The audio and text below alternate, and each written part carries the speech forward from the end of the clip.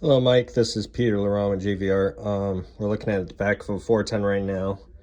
And here is your vent valve.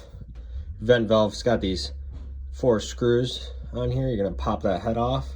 In there, you're going to find the previous vent valve internal, which you were sent. That's the failing part.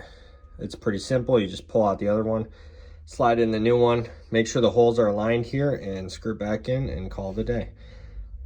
And that's it. Let me know if you have any more questions. You have a great one. Bye.